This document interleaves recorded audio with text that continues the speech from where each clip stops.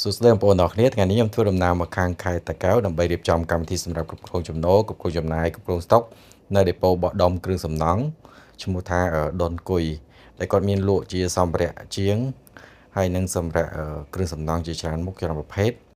មានដូចជាសម្ភារៈបន្ទប់ទឹកមានបំពង់ទុយោគ្រប់ខ្នាតគ្រប់ទំហំហើយនឹងមានសម្ភារៈជាងដូចជាម៉ែត្រដូចជាកត្រៃហើយនឹងរណា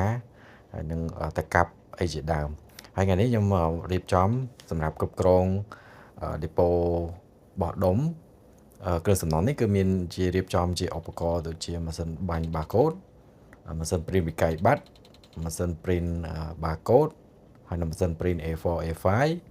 ព្រមទាំងកុំព្យូទ័រ touch screen នេះគឺជាសកម្មភាពដែលខ្ញុំបានបរៀនដល់ក្រុមការងារនៅក្នុងហាងហើយគាត់អាចបញ្ចូលទិន្នន័យអីវ៉ាន់ទាំងអស់ដែលមានក្នុងហាងដូចជាថ្នាំលាបដែលអត់មាន barcode គឺយើងអាច print barcode បិទទៅលើអីវ៉ាន់នីមួយៗដើម្បីងាយស្រួលក្នុងការគ្រប់គ្រង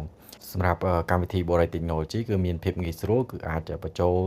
ទិន្នន័យទាំងអស់តាមរយៈទូរស័ព្ទដៃបានដែលវា link ជាមួយនឹងកុំព្យូទ័រ touch screen ដែលខ្ញុំកំពុងតែចុចនេះនេះគឺជាសកម្មភាពដែលខ្ញុំបរៀនទៅដល់ក្រុមការងារដែលអាចបញ្ចូលទិន្នន័យនីមួយៗតាមរយៈទូរស័ព្ទដៃអញ្ចឹងការបញ្ចូលទិន្នន័យគឺអត់មានភាពស្មុគស្មាញដូចកម្មវិធីដែលយើងប្រើនៅលើកុំព្យូទ័រនោះទេគឺយើងអាចបញ្ចូលចល័តទៅតាមអីវ៉ាន់នីមួយៗជាពិសេសកម្មវិធីយើងអាចកំណត់តម្លៃលក់ដុំលក់រាយទៅតាមប្រភេទអីវ៉ាន់